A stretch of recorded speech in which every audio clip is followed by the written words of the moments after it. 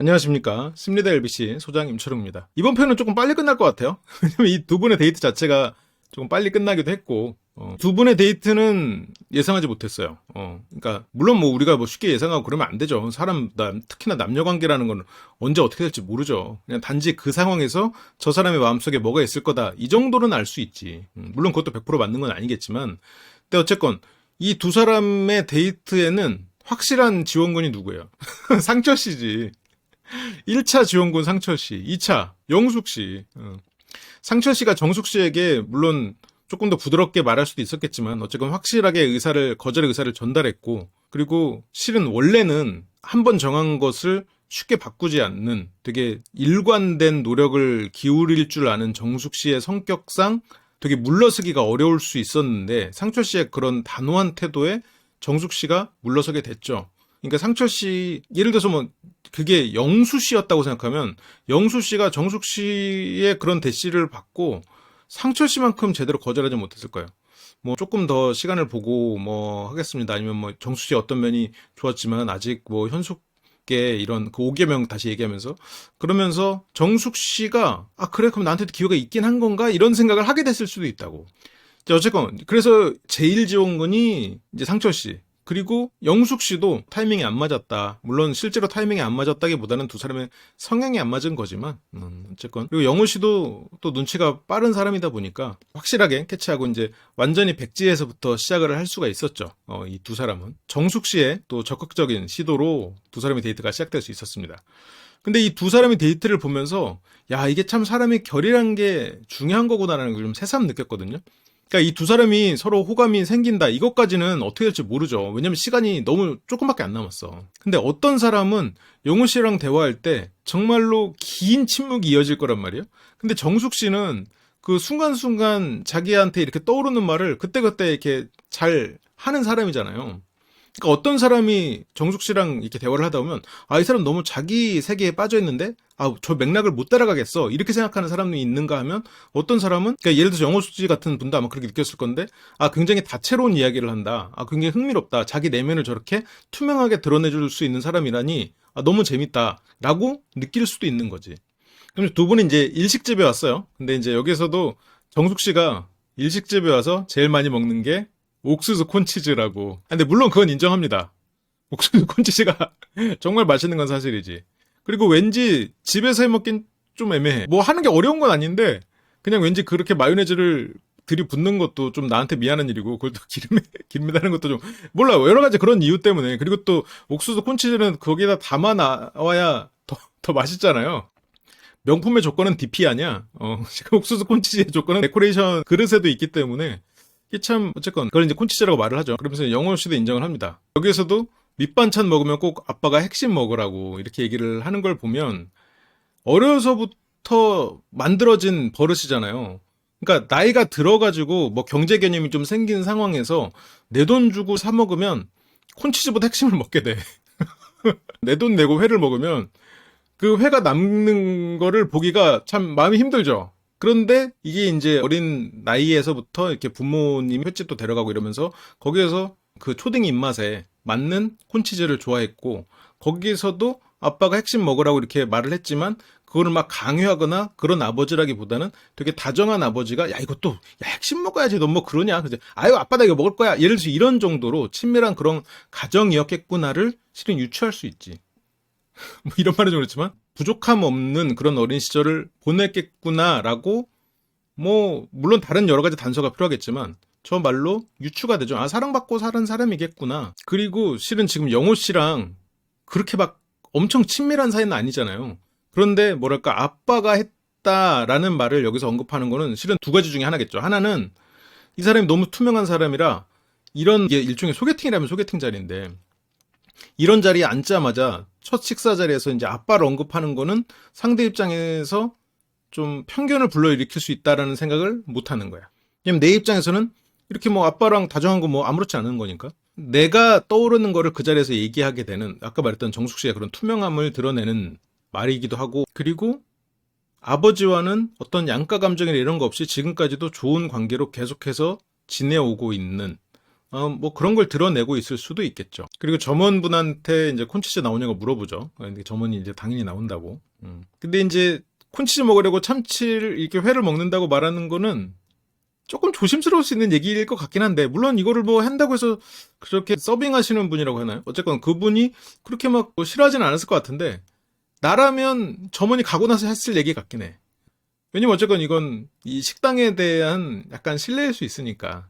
왜냐면 콘치즈는 일종의 약간 기성품인데, 주력보다 이게 더 맛있어 약간 이런 느낌으로 들을 수도 있을 것 같아서 그렇긴 한데, 뭐 저게 어떤 성향을 드러낸다기보다는 그냥 나였다면 그러지 않았을 것 같다. 근데 뭐 그게 뭐 무례한 거냐, 그건 아닌 것 같기도 하고. 그래서 여기서 정숙 씨가 상철 씨랑 이렇게 얘기했던 거를 가지고 영호 씨한테 풀어서 설명을 하거든요. 상철 씨가 자기에게 거절했던 거를 남자방 가서 얘기한 것 같던데 라고 하면서 풀었는데, 얘기를 했을까? 워낙 긴 시간을 함께 하고 있잖아요. 방송에는 뭐 하루에서 한두 시간 정도 발췌를 하는 거지만, 실제는 그 안에서 24시간 같이 있는 거다 보니까 그 얘기를 남자들 사이에서 했을 수도 있죠. 워낙 오래 같이 있으니까. 근데 그냥 저한테 했을 것 같아 라고 물으면, 저는 상철 씨 성격상 뭐 그걸 그렇게까지 막 굳이 구구절절 정숙 씨가 나한테 그런 얘기를 했는데 내가 그렇게 거절했어, 그렇게 얘기했을 것 같지는 않거든요. 근데 이제 정숙 씨는 내가 상처가 되다 보니까, 그리고 원래 내가 하던 그런 패턴과 지금 다른 행동을 하고 있다 보니까 스스로가 자기 자신한테 좀 하고 싶은 변명이었을 수도 있겠죠. 그래서 어쨌건 결과적으로는 상철 씨는 좀 나랑 잘 안 맞는다. 그래서 정숙 씨는 나는 이제 상철 씨처럼 오늘 뭐 현숙 씨 고르고 그렇게 이 사람 저 사람 알아가는 거를 원하지 않는다. 근데 물론 그걸 이해는 한다. 근데 나는 그걸 좋아하지 않는다. 그러면서 나는 이제 어쨌건 상철 씨랑 정리가 된 상태에서 뭔가 새로운 사람을 만나는 것, 그걸 원한다. 그래서 상철님이랑 나랑은 너무 안 맞는다. 그냥 너무 다르다고 느꼈다. 그래서 지금 결과적으로는, 근데 영호 씨가 약속을 지켜줘서 고맙다, 그걸로 마무리가 되거든요. 그러니까 정숙 씨의 화법이 영호 씨랑은 잘 맞을 수도 있는 것 같아요. 근데 이제 저게 일반 직장에서 만약 저런 식으로 대화를 한다, 아니면 저런 식으로 뭐 극단적인 예시로 저런 식으로 보고를 한다? 이러면 안 되지. 근데 이제 정숙 씨는 어쨌건 이게 사적인 자리이기도 하고, 또 영호 씨처럼 약간 느긋한 성격의 사람이라면 정숙 씨의 저런 말들을 굉장히 즐겁게 들을 수 있을 것 같아요. 근데 이제 다만 영호 씨에게 뭐 이렇게 약간 상철 씨와 잘 안 맞는 거를 이렇게 길게 얘기할 필요가 있었나 싶기는 하긴 해요. 아니면 어쨌건 여기는 솔로 나라니까. 근데 또 그런 대화를 또 길게 풀어나가고, 이런 정숙 씨만의 어떤 이런 스토리텔링이 영호 씨한테는 즐거운 시간이었을 수 있겠죠. 어쨌건 저렇게 내면을 솔직하게 드러내는 그런 것도 굳이 포장하려고 하는 것보다는 영호 씨가 듣기엔 나을 수도 있을 것 같아요. 정숙님이 이걸 인터뷰를 할 때 영호 씨가 그러거든요. 정숙님이 이제 워낙에 솔직하고 표현도 잘하는 분인 것 같아서 재밌었다고 말을 합니다. 잘 웃는데 열정적이지만 쿨한 사람. 그럼 귀엽고 매력적인 사람이다 라고 좋은 인상을 받으신 것 같아요. 근데 또 영호 씨가 어떤 타인에 대해서 막 나쁜 이야기를 하는 사람은 아닌데, 근데 영호 씨가 만약 마음에 안 들었다면 그래도 이성적 호감이 들진 않았습니다, 뭔가 이런 언급을 했을 것 같긴 하거든요. 근데 이제 그런 걸 안 했다는 걸 봐서는 영호 씨도 뭐 호감을 가지는 것 같아요. 너무 남은 시간이 지금 없죠. 지금 이게 거의 최종 선택 전날 아니에요? 이 전전날인가? 어쨌든 우리는 이제 마지막 회차 하나를 남겨놓고 있는 상황이다 보니까 이 두 사람이 과연 뭔가 서로의 마음에 대해서 확신을 가질 수가 있을까? 그거는 이제 좀 지켜봐야겠죠. 근데 이제 여기서 정숙 씨가 굉장히 희망찬 인터뷰를 합니다. 바깥에서 소개팅 두세 번으로는 볼 수 없는 훨씬 더 어떤 수면 아래에 있는 것들을 생각보다 쉽게 볼 수 있었고, 그런 부분들을 보니까 여태까지 제가 만났던 외모 스타일이 아님에도 불구하고 조금 더 남자답게 느껴지는 내면을 가진 영우님이 좀 더 눈에 들어왔고, 그랬던 경험은 사실 처음인 것 같아요. 그래서 이게 상당히 극찬이잖아요. 근데 물론 이걸 어떻게 듣기에는 좀 익숙하지 않은 스타일. 그래서 이런 식으로 이게 처음이라는 거는 한편으로는 이 사람이 새롭고 신선하게 다가오기 때문에 그 마음이 굉장히 빠르게 깊어질 수 있는 마음일 수도 있는데, 이 사람과의 관계가 약간 어색하게 느껴질 수 있는, 이 사람과 내가 어떻게 연애를 해야 되지? 뭘 해야 되지? 이게 신선하면서도 어색한, 그렇게 될 수 있죠. 여기서 영혼이 너무 맑은 분이어서 같이 있으면 맑아지는 기분이 든다. 그러면서 둘이 맞을 수도 있겠다는 생각에 이곳에 서로를 넣은 게 아닌가.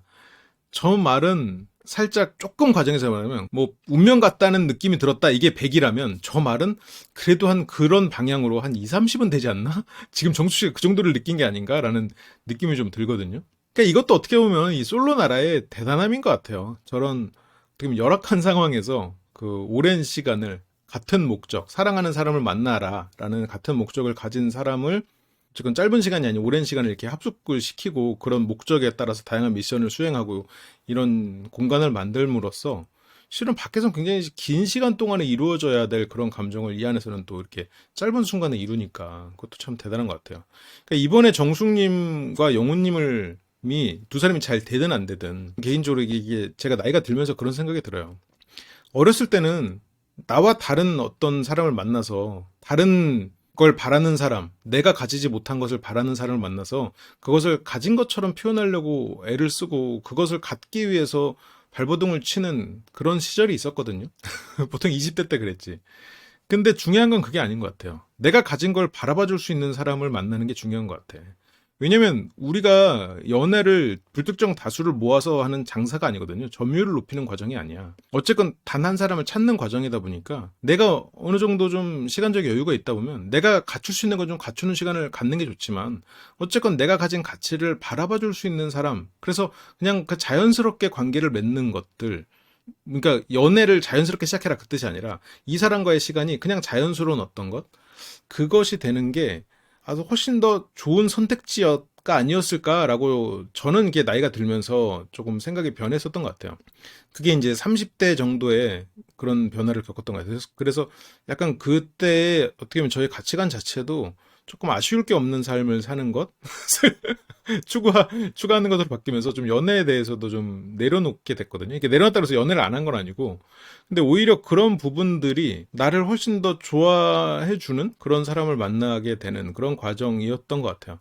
그러니까 정숙 씨도 실은 뭐 다른 기수에 충분히 매력적이었던 그런 정숙님들이 있었잖아요. 뭐 구기의 정숙님도 광수 씨와 어떤 대시를 하다가 잘 안 되기도 했었고. 근데 예를 들어서 정숙 씨가 상철 씨의 마음을 얻기 위해서 상철 씨가 바라는 어떤 걸 갖추고 그런 거 있는 것처럼 보이려고 애쓴다고 해서 정숙 씨가 상철 씨의 마음을 얻을 수 있었을까요? 저는 안 됐을 거라고 보거든요. 왜냐면 절대로 정숙 씨가 캐치하지 못할 만한 그런 부분들이 존재하잖아요. 이건 이전에 상철 씨와 1대3 데이트 제가 분석할 때 말씀을 드렸었으니까. 근데 그거를 갖기 위해서 안다라는 것, 갖기 위해서 발버둥 치는 것, 상대가 말한 것을 100% 믿고 상대의 말에 100% 따르려고 애쓰는 것. 상대가 예를 들어서 나는 밝게 웃는 사람이 좋아. 너는 밝게 웃는 모습이 없어서 싫어. 그래서 이 사람을 만나서 밝게 웃는다. 항상 밝게 웃는다. 그럼 이 사람의 마음을 얻을 수 있을까요? 이 사람이 진짜로 밝게 웃는 사람을 좋아하는 걸까? 그건 그 사람 자신도 몰라. 그래서 나를 버려가면서까지 누군가의 마음을 얻는 건 결과적으로 좋은 선택은 아닌 것 같아요. 그래서 저는 이 정숙 씨가 영호 씨에게 용기를 내서 이렇게 시간을 갖자고 한 거는 정말로 박수 쳐주고 싶은 부분이죠. 그러니까 제가 1대3 데이트에서 가장 먼저 배제를 했던 게 실은 정숙 씨였었잖아요. 그래서 그때 상철 씨가 정숙 씨한테 거절하는 멘트들 하기 전에 아마 그 방송을 찍었을 텐데, 정숙 씨는 이런 대화로 인해서 이제 가능성이 없다라고 말씀을 드렸었잖아요. 근데 또 그런 면이 또 영호 씨를 만나니까 단점으로 드러나지 않는 이제 그런 것들이 보이면서 확실히 인간에게는 자기에게 맞는 자리를 찾는 것만큼 효율적인 일은 없다. 뭐 그런 생각이 좀 들었습니다. 어쨌건 근데 물론 뭐 좀 지켜봐야죠. 이 두 사람이 데이트를 한두 번이라도 좀 더 할 기회가 있으면 어떻게 될지 모르겠는데, 지금으로서는 뭐 한 번밖에 안 했으니까 이거는 뭐 이걸로 가지고 섣불리 얘기하기는 좀 어렵죠. 그래도 상당히 보기 좋은 데이트였고, 근데 다만 이제 정숙 씨가 조금 더 사람의 눈을 보면서 얘기하는 것들, 그리고 조금 더 웃는 거, 그리고 조금 더 질문을 하는 것, 이런 것들도 같이 장착하시면 훨씬 더 대화에 능숙한 사람이 될 수 있지 않을까, 뭐 그런 생각을 조금 추가적으로 해봤고요. 제가 오늘은 여기서 마쳐보도록 하겠습니다. 그럼 시청해주셔서 감사하고 저는 다음 시간에 또 다른 장면으로 돌아오도록 하겠습니다. 감사합니다.